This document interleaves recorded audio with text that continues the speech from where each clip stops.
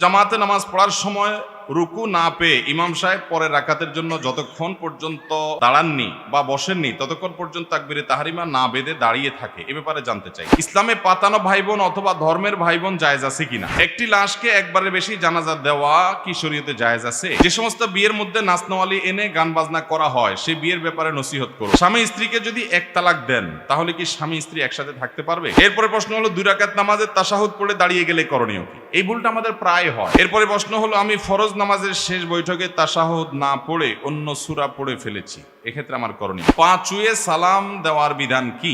ভাবির সাথে দেবরের সম্পর্ক কি রকম হবে শরীয়তের বিধান অনুযায়ী? আমাদের সমাজে অনেকে বলে বড় ভাবি মায়ের। আমার এক বোন 6 ভাই, বোন সবার বড়। আমার বড় বোন পরিবারকে না জানিয়ে বিয়ে করেছে, যার কারণে বাবার মনে কষ্ট।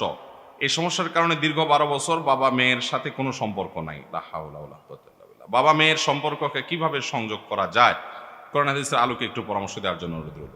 ভাবির সাথে দেবরের সম্পর্ক কি রকম হবে শরীয়তের বিধান অনুযায়ী? আমাদের সমাজে অনেকে বলে বড় ভাবি মায়ের মতো।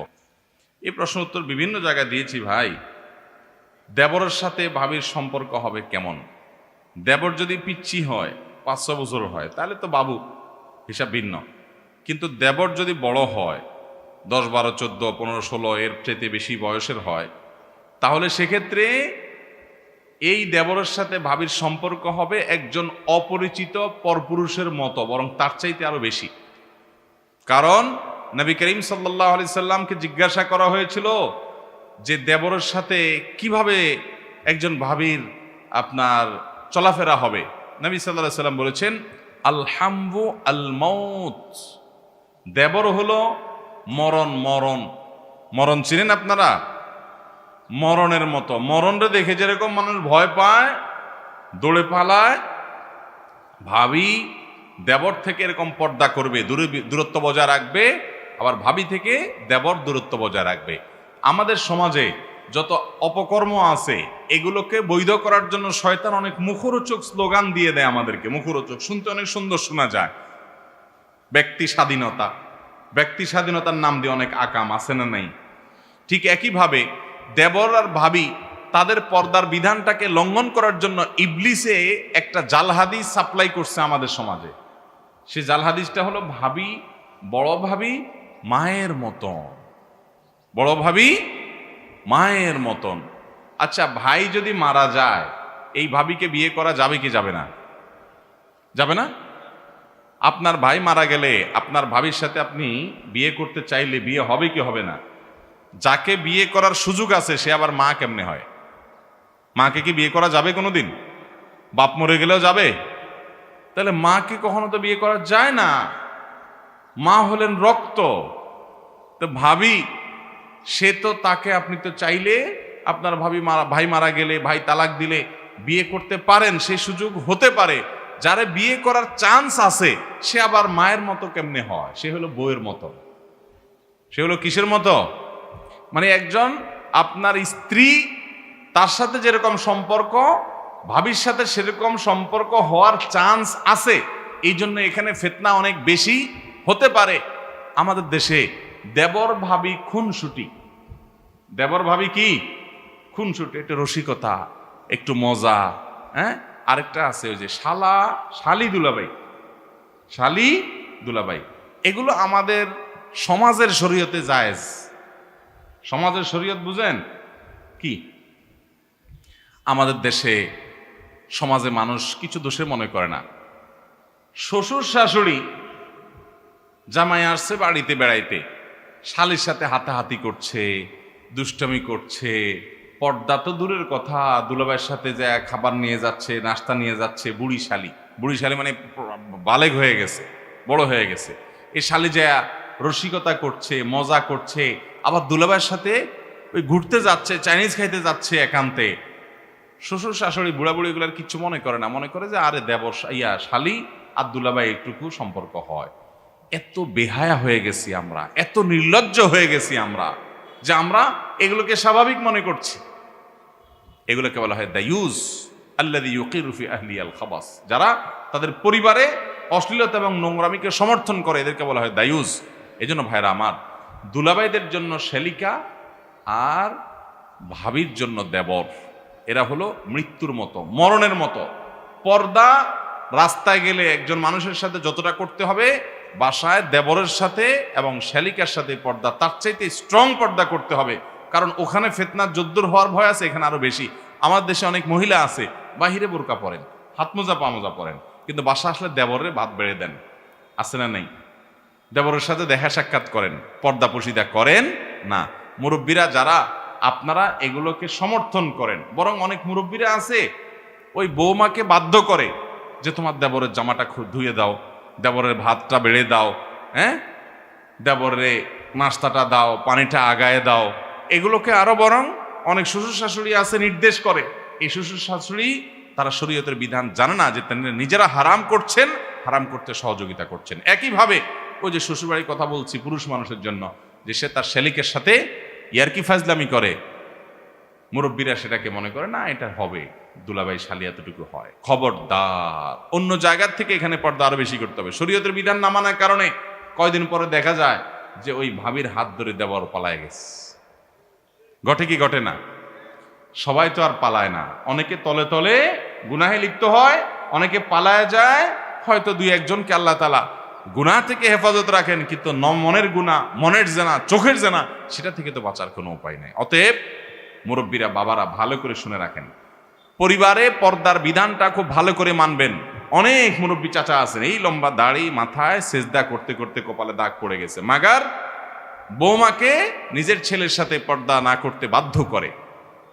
খুব গুনাহের কথা। এই সমস্ত মুরব্বীদেরকে বলা হয়, বুড়াদেরকে বলা হয় দায়ুস। এরা জান্নাতে যাবে না যারা তাদের পরিবারের বেপর্দাকে সমর্থন করে। অতএব আমাদের পরিবারের মহিলাদেরকে, পুরুষদেরকে আমরা পর্দা করতে সাহায্য করবো তো ইনশাআল্লাহ। যৌথ পরিবারে ভাবি আর দেবর পর্দা কিভাবে করবে? সেটা উত্তর হলো যে যৌথ পরিবার যদি হয়, এমন ভাবে পর্দা লাগায় দিবে, বেড়া দিবে, ওয়াল দিবে, যে ভাবি যেখানে চলাচল করবে দেবর সেখানে যাবে না। যদি ওইদিকে যাইতে হয় অনুমতি নিয়ে যাবে, একটু আসতেছি ভাবি, তাহলে ভাবি একটু সরে যাবে, তারপর তিনি যাবেন। আবার ভাবি যদি সামনের দিকে আসতে হয় তো অনুমতি নিয়ে আসবেন, পর্দা করে আসবেন এবং বোরকা পরে আসবেন, অথবা ঢেকে ঢুকে আসবেন। এক কথায় পর্দা মেনটেন করবেন। চেষ্টা করলে যৌথ পরিবারও পর্দা করা সম্ভব। আর যদি নিয়ত না থাকে, সদিচ্ছা না থাকে, তো অনেক বড় বড় বিল্ডিং এর মধ্যে দু চারজন থাকলেও পর্দা করা যায় না। এটা হলো ইচ্ছার ব্যাপার। কেউ যদি ইচ্ছা করে ওই সামান্য সামর্থ্যের মধ্যেও পর্দা করা যায়। আল্লাহ আমাদেরকে তৌফিক দান করুন। যৌথ পরিবারে আমরা ছেলেবেলা দেখেছি এই সমাজের সৌন্দর্যগুলো সব ধ্বংস করে ফেলছে শয়তান এবং শয়তানের চক্ররা। আমাদের ঈমান দুর্বল হয়ে গেছে, আমরা সেগুলো হারিয়ে ফেলছি। দেখা যেত যে কয়েকটা ঘর আছে বা একটা ঘরে যৌথ পরিবারে ভাবি আছে, বোন আছে, মাহরাম, গায়রে মাহরাম অনেকে আছেন। তো সেখানে পুরুষরা বাহির থেকে আসলে গলা পরিষ্কার করে সালাম দিয়ে আসতো, আসসালামু আলাইকুম। এরপরে গলা পরিষ্কার করতো, আওয়াজ দিত, যে আওয়াজ দেখে মহিলারা সাইড হয়ে যেত, বুঝতো যে একজন গায়রে মাহরাম পুরুষ আছে। এখন আছে এগুলা?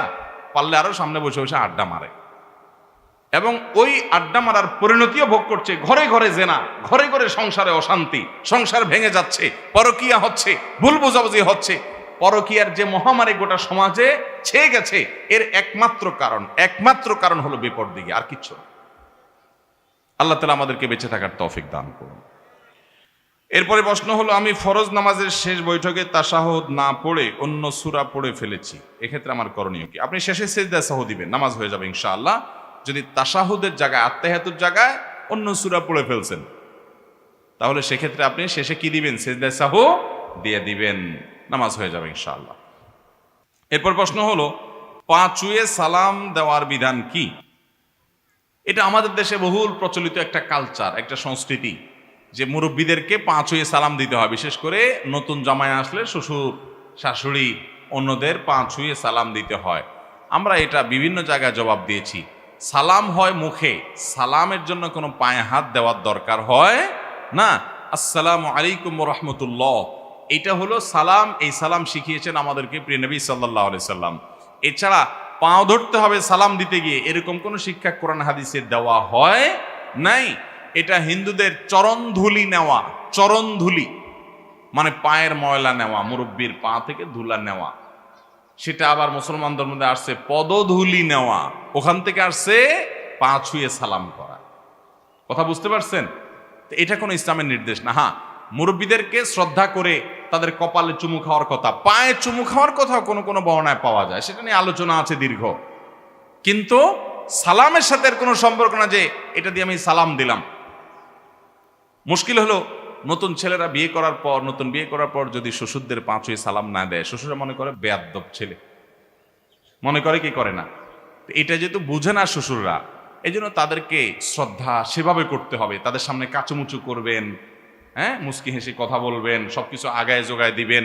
আপনার আচার আচরণ থেকে উনি বুঝে নিবে যে না, ওর মধ্যে আদবের কোনো কমতি নাই, এবং বুঝাই দিবেন যে পা ছুঁয়ে সালাম কেন করছেন না। ডাইরেক্ট বলতে পারছেন না, আরেকজনকে দিয়ে বুঝাই দিবেন, কিন্তু আপনার আচার আচরণ দিয়ে আপনি পোষায় দিবেন যে আপনার ভদ্রতার কোনো কমতি নাই। আল্লাহ আমাদের সবাইকে বিনয়ী হওয়ার তৌফিক দান করুন, ভদ্র হওয়ার তৌফিক দান করুন। আর পা ছুঁয়ে সালাম না, আমি বিভিন্ন জায়গায় বলি ভাই এই কথাটা, যে সালামের ক্ষেত্রে আল্লাহ বলেছেন যে ওয়াইদা হাইয়িতুম বিতাহিয়াতিন ফাহাইয়ু বিআহসানা মিনহা আও রুদ্দুহা, তোমাদেরকে যদি সালাম দেওয়া হয়, অভিবাদন জানানো হয়, তো যেই ভাষায় অভিবাদন জানানো হবে তুমি তার চাইতে আরো এক কাঠি আগ বাড়িয়ে দিবা, ফেরত রিপ্লাইটা, উত্তরটা আর একটু বাড়ায় দিবা। যদি কেউ আসসালামু আলাইকুম বলে, তুমি ওয়ালাইকুম আসসালাম ওয়া রাহমাতুল্লাহ বলবা। আর যদি কেউ আসসালামু আলাইকুম ওয়া রাহমাতুল্লাহ বলে, জবাবে কি বলবা? ওয়ালাইকুম আসসালাম ওয়া রাহমাতুল্লাহি ওয়া বারাকাতুহু, মানে একটু বাড়ায় বলবা। তাহলে এখন পা ছুঁয়ে সালাম দিলে যদি সালাম হয়, তাহলে জামায়ে শ্বশুরের পা ছুঁইল, তাহলে শ্বশুরের জবাব দিতে হবে না? সালামের জবাব দিতে হবে না? পা ছুঁয়ে সালামের জবাব কি ছুঁয়ে দিবে বলেন? বুঝেন নাই কথা? জামাইয়ে তো শ্বশুরের পা পর্যন্ত নেমে গেছে। আল্লাহ বলছেন সালামের জবাব দিতে হলে যে সালাম দিছে সে যতটুকু দিছে জবাবে আর একটু বাড়ায় দিতে হবে। তো জামাইয়ে নামতে নামতে শ্বশুরের পা পর্যন্ত নেমে গেছে, সালাম দিছে বেচারা। এবার শ্বশুরের জবাব দিতে গেলে পায়ের থেকে আরো নিচে নেমে জবাব দিতে হবে। এবার জামাইয়ের কি ধরবে শ্বশুর? হ্যাঁ, কি ধরবে? ও পা জড়ায় ধরবে বুকের সাথে।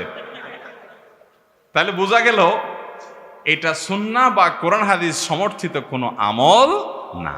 মুরব্বীরা যারা এটা নিয়ে মনে কষ্ট পান, তারা আপনাদের এই ভুলটা শুধরায় নেন। মনে কষ্ট পাওয়ার কিছু না। সালাম হবে মুখে, ছেলে ভদ্র, এটা আচার আচরণ দ্বারা বোঝা যাবে। কত ছেলে বিয়ের সময় শ্বশুরের পা ছুঁয়ে সালাম করতে করতে করতে শেষ, এরপর আপনার মায়েরা নিয়ে চুরে আছে না নাই? তাহলে এই পা ছুঁয়ে সালাম দিলে ছেলে ভদ্র, আর নাহলে ছেলে বেয়াদ্দব, এত সহজ হিসাব নিকাশ করা যাবে। আমরা সুন্নত মেনে চলবো। নবীজি আমাদেরকে সালাম শিখেছেন না শিখান নাই? কিভাবে সালাম শিখিয়েছেন? মুখে সালাম। সালাম কখনো পা ধরে হয় না, কিছু ধরাধরির কাজ দরকার নেই, এটা মুখে সালাম দিবেন। আচ্ছা, এরপরে প্রশ্ন হলো 2 রাকাত নামাজের তাশাহুদ পড়ে দাঁড়িয়ে গেলে করণীয় কি? এই ভুলটা আমাদের প্রায় হয়। ধরেন আপনি ফজরের 2 রাকাত সুন্নত পড়তেছেন, সুন্নত পড়লে 2 রাকাত সুন্নত, অতএব দ্বিতীয় রাকাতে আপনি সালাম ফিরে ফেলবেন, তাশাহুদের পরে দুরুদ পড়বেন, দোয়া মাসুরা পড়বেন, পরে সালাম ফিরে নামাজ শেষ করবেন, তাই না? এখন দেখা যায় নামাজে আমাদের মনোযোগ না থাকার কারণে বা অন্য যে কোনো কারণে হোক, দ্বিতীয় রাকাতে আমার সালাম ফেরানোর জায়গা আমি এটাকে 4 রাকাত বিশিষ্ট নামাজ মনে করে উঠে দাঁড়ায় গেলাম। কি হবে এখন? এর উত্তর হলো, যদি উঠতে গিয়ে মনে পড়ে এখনো সোজা হয়ে দাঁড়ান নাই, বরং বসার দিকে বেশি ঝুঁকা আছেন, জাস্ট একটু উঠতেছেন, এর মধ্যে মনে পড়ে আরে আমি তো 2 রাকাত নামাজ পড়তেছি, আমার তো দাঁড়ানোর কথা না, তাহলে ওই অবস্থা আবার ফেরত বসে যাবেন, বসে সালাম ফিরে ফেলবেন, নামাজ হয়ে যাবে। সিদ্ধা সাহুটাও কিচ্ছু লাগবে না যদি একটু উঠতে গিয়েই মনে পড়ে যায়। বুঝেন নাই? বসার দিকে বেশি ঝোঁক আছে, এই অবস্থায় মনে পড়ে গেছে, তাহলে বসে সালাম ফিরে ফেলবেন, নামাজ হয়ে যাবে। আত্মায়াতুল তো পড়ছেনই, এবার দুরুদ দোয়া মাসুরা পড়ে সালাম ফিরে ফেলবেন, শেষ। কিন্তু উঠে গেছেন প্রায় দাঁড়ানোর দিকে বেশি, পিঠটা বেশিরভাগ সোজা হয়ে গেছে, এখন দাঁড়ানোর দিকে আপনি বেশি চলে গেছেন, বসা থেকে দূরে চলে গেছেন, এরকম অবস্থা যদি মনে পড়ে, তাহলে সেক্ষেত্রে আপনি বসে সেজদায়ে সাহু দিবেন। সেজদায়ে সাহু দিয়ে কি করবেন? নামাজ শেষ করবেন। আর যদি একেবারে ফুল দাঁড়ায় গেছেন, অনেক সময় দেখা যায় আরেক রাকাতও পড়ে ফেলছেন, এরপরে মনে হয়েছে, তাহলে সেক্ষেত্রে তার সাথে আরো 1 রাকাত পড়ে মোট 4 রাকাত করবেন, করে শেষে সেজদায়ে সাহু দিয়ে দিবেন, তাহলে কি হয়ে যাবে? নামাজ হয়ে যাবে। তাহলে 3টা সিস্টেম হলো। এক হলো বসা থেকে একটু উঠতে গিয়ে মনে পড়ছে, তাহলে বসে ওই যে দোয়া মাসুরা দুরুদ পড়ে সালাম ফিরে ফেলবেন। আর একটা হলো উঠার দিকে বেশিরভাগ চলে গেছেন, হ্যাঁ, উঠার দিকে বেশিরভাগ উঠে গেছেন, তাহলে 2 রাকাত ফরজ নামাজ যদি হয়, যেমন ফজরের ফরজ নামাজ 2 রাকাত, এখানে 2 রাকাত পড়াটা ফরজ, তাহলে সেক্ষেত্রে আপনি ওই অবস্থা বসে যাবেন, বসে সালাম ফিরা সিজদা সাহু দিবেন, যেহেতু দাঁড়ানোর দিকে বেশি হয়ে গেছে। কথা কি বুঝাতে পারছি? এভাবে নামাজ হয়ে যাবে ইনশাআল্লাহ তাআলা। স্বামী স্ত্রীকে যদি 1 তালাক দেন, তাহলে কি স্বামী স্ত্রী একসাথে থাকতে পারবে? স্ত্রীকে যদি স্বামী 1টা তালাক দেয়, তাহলে আবার তারা চাইলে সংসার করতে পারবে। যদি ইদ্যতের মধ্যে থাকে, 3 মাসের মধ্যে থাকে, তাহলে শুধু মুখে বললেই হবে তোমাকে প্রত্যাহার করে নিলাম, বা নিয়ত করে নিলেই হবে যে আমি আমার কথা ফেরত নিলাম। স্বামী স্ত্রীর সাথে বসবাস করা শুরু করলেই প্রত্যাহার হয়ে যাবে। কিন্তু তালাক একটা দেওয়া শেষ। জীবনে আরেকবার যদি এরকম দেয়, আরেকবার নেওয়ার সুযোগ থাকবে, আরো একবার যদি দেয় শেষ, আর নেওয়ার সুযোগ থাকবে না। আর যদি 1 তালাক দেওয়ার পরে 2, 4, 6 মাস, 8 মাস, 10 মাস, 1 বছর চলে গেছে, তাহলে তো সম্পর্ক শেষ। এখন চাইলে শুধুমাত্র আবার নতুন করে আগ্রহ করলে, বিয়ে পড়ালে একসাথে থাকতে পারবে। আমার দেশে মানুষ তালাক দিতে গিয়ে এমনভাবে তালাক দেয় যে আর নেওয়া যায় না। আপনি যদি এইভাবে তালাক দেন, 10 বছর পরে আবার চাইলে সংসার করতে পারবেন। এমনভাবে তালাক মারে, যারা তালাক দেয় কয়দিন পর পরই মারে, বউরে মারে, বোর 14 গোষ্ঠী সহ তালাক মারে। এগুলো হলো ছোট লোক, অমানুষ, খারাপ মানুষ। ভালো মানুষ কখনো এইভাবে তালাক দেয় না। এটা নাজায়েজ তালাক। তালাকের মধ্যে তালাকুস সুন্নাহ হলো যে যদি বনিবনা নাই হয়, তালাক দিতেই হয়, তাহলে স্ত্রীর সাথে শারীরিক সম্পর্ক হয়েছে যে পবিত্রতায়, ওইখানে তালাক দেওয়া যাবে না। এরপরে মাসিক আসবে, অপেক্ষা করতে হবে, মাসিক শেষ হয়ে পবিত্র হবে, তারপরে শারীরিক কোনো সম্পর্ক হওয়ার আগে তালাক দিতে হবে। এত সময় কেন শরীয়ত অপেক্ষা করতে বলছে? যাতে করে এটা প্রমাণিত হয় যে আপনার তালাকটা হুট করে হয় নাই, ঠান্ডা মাথায় বুঝে শুনে আপনি তালাক দিয়েছেন, এই জন্য এতগুলো সময় নিয়েছেন। শরীয়ত চায় যে হুটহাট করে যেন সংসারগুলো না ভাঙে। আল্লাহ আমাদেরকে তৌফিক দান করুন। আমার 1 বোন 6 ভাই, বোন সবার বড়। আমার বড় বোন পরিবারকে না জানিয়ে বিয়ে করেছে, যার কারণে বাবার মনে কষ্ট। এই সমস্যার কারণে দীর্ঘ 12 বছর বাবা মেয়ের সাথে কোনো সম্পর্ক নাই। বাবা মেয়ের সম্পর্ককে কিভাবে সংযোগ করা যায়? কোরআন হাদিসের আলোকে একটু পরামর্শ দেওয়ার জন্য অনুরোধ রইল। যাই হোক, এরকম যদি হয় যে মেয়ে বাবার অমতে বিয়ে করেছেন, হানাফি মাযহাবের আলোকে বিয়ে বিশুদ্ধ হয়ে গেছে প্রাপ্তবয়স্ক মেয়ে হলে, তো এই মাসআলা, এই ফতোয়া পাইয়া অনেক মেয়েরা আছে, অনেক ছেলেরা আছে, পালায় বিয়ে করার জন্য অস্থির হয়ে যায়। আমি বলি ভাই, বিয়েটা তো ইবাদত, এটা তো কোনো চুরি না। পালায়া তো চোর চুরি করে, পালায়া চোরে কি করে? চুরি করে। আরে বিয়ে করবেন বুক ফুলায়া, ডাকডোল পিটায়া, সবাইকে জানায়া সুন্দর করে, কি পালাপালাই করে এদিক থেকে সেদিক চলে যাচ্ছেন, গোপনে করতেছেন। জীবনে একটা বিয়ে করবেন, সেটা ওই পালাপালি করলে কোনো আনন্দ আছে এটাতে? বেকুব, এর মতো নির্বোধ কে আছে? শয়তান বুঝায় এর সাথে সংসার করলে আমার জীবনে শান্তির ফুলগুধারা বয়ে বেড়াবে, শান্তির নহর শুরু হবে। এটা হলো ইবলিসের ধোঁকা। এটা কিসের ধোঁকা? ইবলিসের ধোঁকা। আল্লাহ রাব্বুল আলামিন যেখানে শান্তি দিয়েছেন সেখানে শান্তি হবে। বিধায় নিজে মন গড়া, বিশেষ করে বিবাহের আগে একটা সম্পর্ক করছেন, হালাল ইটিস পিটিস সম্পর্ক করছেন, এরপরে হের হাত ধরে ভালো ভাইগা গেছেন, আপনার সংসারে শান্তি হবে আপনি চিন্তা করছেন। কোন বেকুব বলছে আপনাকে? আল্লাহ তাআলা আমাদের যুব সমাজকে হেফাজত থাকার তৌফিক দান করুন। যাই হোক, বাবা মেয়ের সাথে যদি এরকম দূরত্ব সৃষ্টি হয়ে যায়, তাহলে সেক্ষেত্রে অবশ্যই এলাকার মান্যগণ্য যারা আছেন, আলেম ওলামা যারা আছেন, তাদের কর্তব্য যে বাবা এবং মেয়েকে এক করার। কারণ রক্ত সম্পর্ক এটা ছিন্ন করা জায়েজ নাই। বাবাও গুনাহগার, মেয়েও গুনাহগার যদি উভয় পক্ষ দূরত্ব বজায় রাখে। আর যদি এক পক্ষ মিশতে চায়, আরেক পক্ষ দূরত্ব বজায় রাখে, আপনি অভিমান করেন, অভিমান করার অধিকার আছে, কিন্তু এর মানে এই না যে সম্পর্ক ছিন্ন করবেন। আত্মীয়তার সম্পর্ক ছিন্ন করা জায়েজ নাই, এটা হারাম। মনে কষ্ট আছে, সেটা আপনি প্রকাশ করেন, জাহির করেন, শাসন করেন, কিন্তু বিশেষ করে এতদিন যখন হয়ে গেছে, তাহলে সেক্ষেত্রে তাকে এইভাবে দূরে ঠেলে রাখা এবং সম্পর্ক ছিন্ন করা। যদি বাবা নিজে এটা কোনোভাবে মেনে নিতে না চান, তাহলে তিনি গুনাহগার, তাকে বোঝানো উচিত।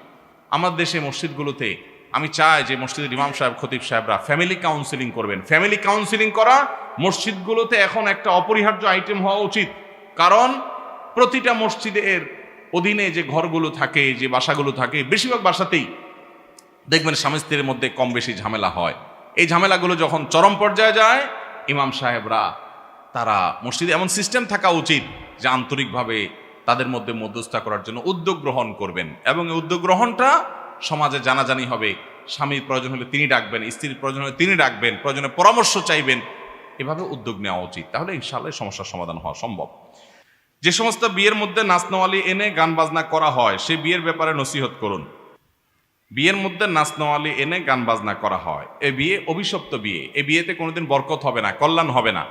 আমাদের এই যে দাম্পত্য সম্পর্কগুলো ভালো যাচ্ছে না, বিয়ে ভাঙতে ভাঙতে ভাঙতে খানখান হয়ে যাচ্ছে, এবং বিয়ে হতে দেরি, ঝগড়া হতে দেরি নাই স্বামী স্ত্রীর মধ্যে। এটার মূল কারণ হলো আমাদের বিবাহগুলোতে হারামের ছড়াছড়ি। হারাম মুক্ত বিয়ে হলে সেখানে বারাকা হবে, বরকত হবে, আল্লাহ তাআলা বরকত দিবেন। হারাম মুক্ত বিয়ে হলে আপনার বিয়ে উপলক্ষে গান বাজনা হারাম জিনিস ভরায় ফেলছেন, তো আল্লাহ লানত পাওয়ার জিনিস থাকলে সেখানে কিভাবে আল্লাহ রহমত আশা করেন? এই জন্য বিবাহকে গুনাহ মুক্ত করতে হবে। যুবকরা চেষ্টা করবো তো ইনশাআল্লাহ।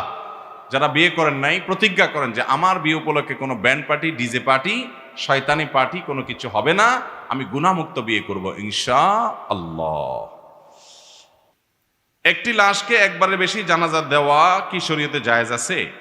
একজন মানুষের একটা জানাজা হবে, একটার বেশি জানাজা শরিয়া সম্মত নয়। এটাই হলো সুন্নাহ যে একটা মানুষের একবার কি হবে, জানাজা হবে।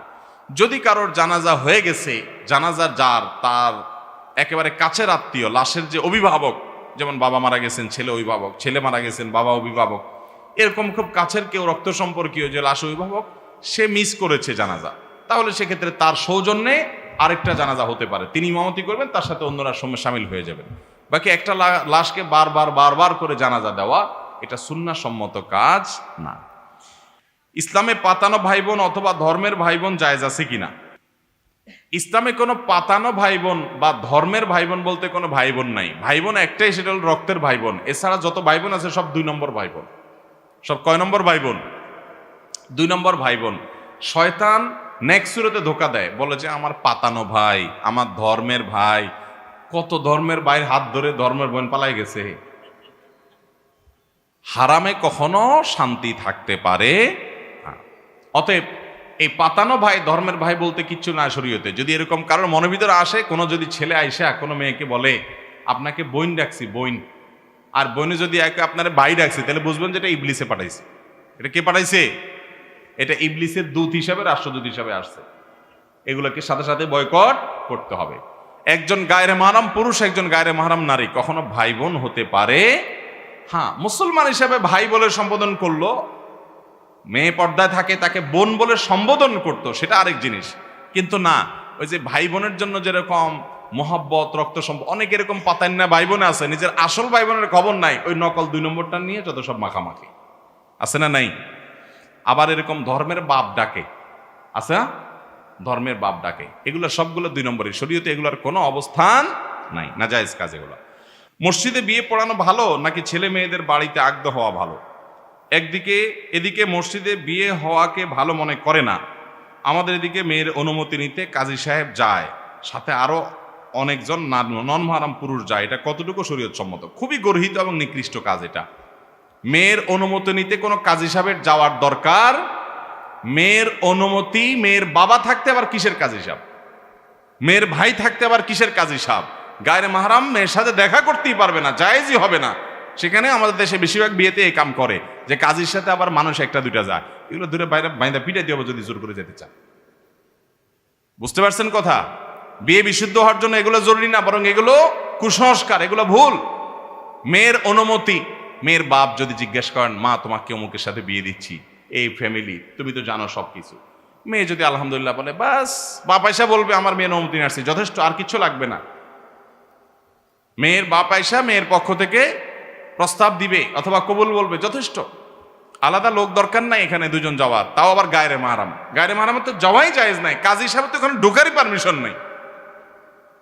এগুলো আমাদের সমাজের অনাচার, এগুলো আমাদের সমাজের কুসংস্কার। ঠিক একইভাবে আপনার মসজিদে বিয়ে হওয়া জায়েজ কিনা, বা বাসা হওয়া উত্তম কিনা, কোথা হওয়া উত্তম? একটা হাদিস আছে, আলিনু হাদান নিকাহ ওয়াজআলুহু ফিল মাসাজিদ, তোমরা এই বিয়েকে প্রচার করো। ওই যে যারা পলায় পলায় বিয়ে করেন তারা জেনে রাখেন, হাদিসে আসছে আলিনু হাদান নিকাহ, এই বিয়েকে তোমরা কি করো? প্রচার করো। হাদিসের এই অংশ বিভিন্ন দ্বারা সাবেত, কিন্তু পরের অংশটা ওয়াজআলুহু ফিল মাসাজিদ, এটা নিয়ে মুহাদ্দিসরা অনেকে আপত্তি করেছে। অনেকে বলেছে এটা জয়ীফ হাদিস, যে মসজিদে বিয়ে করো। যেন মসজিদে বিয়ে হলে হতে পারে, বাড়িতেও হতে পারে, এটাতে কোনো দোষের কিছু নাই। কিন্তু কোন কোন রেওয়ায়েত থেকে মসজিদে বিয়ের ব্যাপারে নির্দেশনা আসছে, কিন্তু সেই রেওয়ায়েতগুলোর বিশুদ্ধতাটা নিয়ে প্রশ্ন তুলেছেন অনেক মুহাদ্দিসগণ, যার কারণে মসজিদে বিয়ে হতে হবে এমন কোনো কথা নাই, বাসা বাড়িতে বা যে কোনো জায়গায় আগদ হতে পারে। এরপরে প্রশ্ন হলো, জামাতে নামাজ পড়ার সময় রুকু না পেয়ে ইমাম সাহেব পরের রাকাতের জন্য যতক্ষণ পর্যন্ত দাঁড়াননি বা বসেননি ততক্ষণ পর্যন্ত তাকবীরে তাহরিমা না বেঁধে দাঁড়িয়ে থাকে, এ ব্যাপারে জানতে চাই। জামাতে নামাজ পড়ার সময় যারা রুকু পান নাই তারা, যেটা হয় আর কি আমাদের দেশে, আমি সিনারিওটা বলার চেষ্টা করি, প্রথমে দৌড় দেয়, আইসে ইমাম সাহেবরা ধরার চেষ্টা করে রুকুতে, ধরতে পারলো না, ও শিট, ইমাম সাহেব রুকুতে পারলাম না, বেটা উঠে গেছে ইমাম বেটা। যখন দাঁড়ায় গেছে ইমাম মাথা সোজা করে ফেলতে, তখন এবার দাঁড়ায় দাঁড়ায় মোবাইল টিপে অথবা দাঁড়ায় থাকে, আর যুক্ত হয় না। কেন যুক্ত হয় না? যুক্ত হয় লাভ কি? রাকাতটা তো কাউন্ট হবে না, লাভ কি? তার চেয়ে দাঁড়ায় থাকি, তামু খাই। তো এবার ইমাম সাহেব সেজদা দিয়ে উঠে রাকাত শেষ করে আবার পরের রাকাতে উঠলে তখন যায় যোগ দেয়। আছে না অনেকে এই কাজটা করে? খুবই খারাপ কথা এটা। কেন? কারণ নামাজ যদি আপনি যুক্ত হয়ে যান, রাকাতটা কাউন্ট না হোক, আপনি একটা সেজদা পাবেন, তাসবিহ পাবেন জামাতের সাথে, সব হবে কি হবে না? একটা সেজদা খায়রুম মিনাদ দুনিয়া ওয়া মা ফিহা, কত মর্যাদা একটা সেজদার, আপনি দাঁড়ায় থাকলে কি সওয়াব হচ্ছে। এজন্য রুকুতে ইমাম সাহেবকে যদি নাও পান, ছুটে গেছে, আসে চেষ্টা করছেন ধরার, পান নাই, কোনো অসুবিধা নাই, ইমাম সাহেব দাঁড়ায় গেছেন রুকু থেকে, আল্লাহু আকবার বলে আপনি দাঁড়ায় যান, আপনি সেজদায় চলে যান, আপনি বৈঠকে চলে যান, এমনকি এক সেজদা দিয়ে ফেলছে, আরেক মাস উঠছে, ওইখানে যে অবস্থা পান সে অবস্থা যুক্ত হয়ে যান। আপনার 2 সেকেন্ডও যদি নামাজে শামিল হন জামাতের সাথে, তার সওয়াব পাবেন কি পাবেন না? দাঁড়ায় থাকলে কিসে সওয়াব পাবেন? এটা ভুল। তাহলে রুকুতে ইমাম সাহেবকে আয়েশা ধরতে পারেন না, এই জন্য দাঁড়ায় থাকবেন যে আবার দাঁড়াক তারপরে আমি যোগ দিব, এটা ভুল। যে অবস্থা আছে সে অবস্থা যুক্ত হয়ে যেতে হবে, যদিও রাকাত কাউন্ট হবে না রুকুতে না পেলে। আর রুকুতে ধরার জন্য ইমাম সাহেবকে দৌড় দিবেন না, আস্তে আস্তে যাবেন। নবী সাল্লাল্লাহু আলাইহি ওয়াসাল্লাম বলেছেন, ফামশু আলাইকুম বিসাকিনা, ইমামকে ধরার জন্য তোমরা আস্তে আস্তে যাবে, ধীরস্থিরতার সাথে যাবে, তাড়াহুড়া করে যাবে না। ফামা আদরাকতুম ফাসাল্লু ওয়া মা ফাতাকুম ফাতিমু, এরপরে যা পাইছো তা পড়বা, আর 2-1 রাকাত ছুটে গেলে সেটা পরে পড়বা। আল্লাহ আমাদেরকে সঠিকটা আদায় করার তৌফিক দান করুন। সর্বশেষ প্রশ্ন, আমি প্রায় জায়গায় দেখি যে সিগারেট খেতে খেতে অজুখানা পর্যন্ত যায়, তারপরে অজু বানায়, এরপরে সিগারেটের প্যাকেট নিয়ে মসজিদে প্রবেশ করে। আবার দেখি আর কিছু মানুষদের দেখি মসজিদ থেকে বাহির হতে না হতেই সিগারেট ধরানো শুরু করে। এমনকি আমি নিজেই এরকম একটা মানুষের পাশে নামাজ পড়ার সময় অস্বস্তিকর অনুভব করছি। এই নামাজটা কতটুকু ইসলাম সম্মত হবে? ভাই, ধূমপান করা জায়েজ নাই, গুনাহের কথা, খুব অপরাধের কথা, গুনাহের কথা, নোংরামি এটা। আল্লাহ রাব্বুল আলামিন এই নোংরা কাজটা আমাদেরকে পরিহার করার তৌফিক দান করুন। যদি কেউ ধূমপান করেন, ওই ব্যক্তি মসজিদে নামাজ পড়তে গেলে তিনি ভালো করে মুখ পরিষ্কার করবেন, দুর্গন্ধ দূর করে তারপরে মসজিদে যাবেন। অবশ্য ধূমপানের কারণে মুখের যে দুর্গন্ধ হয়, নর্দমার দুর্গন্ধটা আর একটু ভালো থাকে ওইটার চাইতে। এটা দুর্গন্ধ দূর করা এত সোজা না, ওইটা দুর্গন্ধ দূর করতে হলে কাঁঠাল খাওয়া ছাড়া কোনো উপায় দেখতেছি না। মালয়েশিয়াতে একটা ফল আছে কাঁঠালের মতো, এমন গন্ধের গন্ধ, মানে গন্ধ বলতে খারাপ গন্ধ না, ফলের যে গ্রান সেটা আর কি, যে ওইটা পুরো পরিবেশকে, ওইটা শুধু খোলাও লাগে না, ওই চামড়ার ভিতরে আছে ফলটা, এমন গন্ধ হয়ে যায়, ভয়াবহ অবস্থা। যাই হোক, তো এইরকম কোনো ফল খাওয়াইতে হবে ওই লোক করে, ধূমপানকারীরে, যে এরপরে যদি মুখে দুর্গন্ধ যায় আর কি। যাই হোক, যেভাবেই হোক, আপনি ব্রাশ করে হোক, পেস্ট দিয়ে হোক, যেভাবে হোক মুখের দুর্গন্ধ দূর করে তারপর মসজিদে যাবেন। দুর্গন্ধ নিয়ে মসজিদে গেলে ফেরেশতাদের কষ্ট হয়। তাতাআজ্জাল মালায়েকা বিমা ইয়াতাআজ্জা বিহি বানু আদম, হাদিসে আসছে মানুষের যে সমস্ত কিছুতে কষ্ট হয় ফেরেশতাদেরও সেগুলোতে কি হয়? কষ্ট হয়। অতএব মুখে যেন দুর্গন্ধ হয় এরকম দুর্গন্ধ নিয়ে আমরা যেন মসজিদে না যাই। চেষ্টা করবো তো ইনশাআল্লাহ বেঁচে থাকার। আল্লাহ আমাদের তৌফিক দান করুন। আমি একবার ঢাকার একটা হাসপাতালে পাশে মসজিদে আপনার নামাজ পড়তে গেছি। জামাতে নামাজের সময় আমার পাশে এরকম এক আসামি দাঁড়াইছে, বিড়ি খেয়ে আসছে, এমন দুর্গন্ধ আর গায়ে ঘামের গন্ধ সব মিলে একটা এমন বিশ্রী অবস্থা, আমার বমি হয় ভাব। বহুত কষ্টে নামাজটা শেষ করছি। আমি চিন্তা করলাম নামাজের পর লোকটার বলা দরকার, আবার বললো যদি ঘুষি টুসি মারে বসে আরেক মুসিবত। তো আমি একটা কাগজ কলম নিয়ে তাড়াতাড়ি করে লিখলাম যে ভাই, আপনার এই দুর্গন্ধে আমার যা কষ্ট হয়েছে, আপনার জাহান্নামে যাওয়ার জন্য আর বেশি কিছু লাগবে না, এবার মানুষকে নিয়মিত কষ্ট দিলেই চলবে।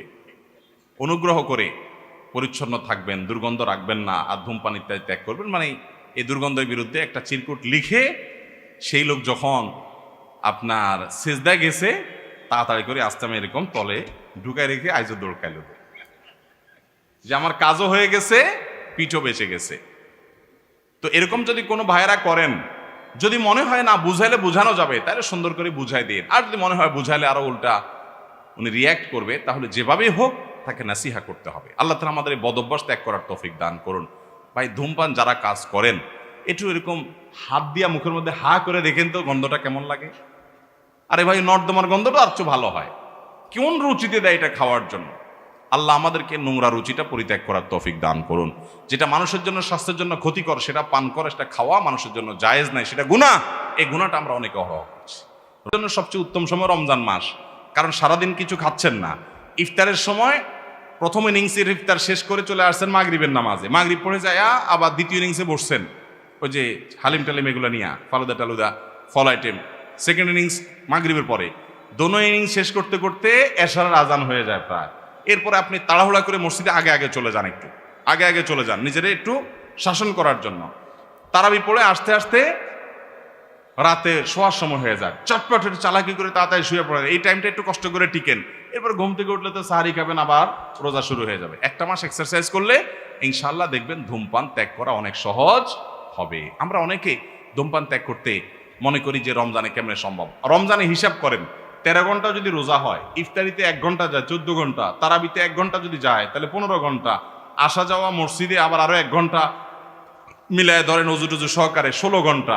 সাহারিতে যদি 1 ঘন্টা হয় 17 ঘন্টা, আর 6 ঘন্টা ঘুমান 23 ঘন্টা, শেষ তো।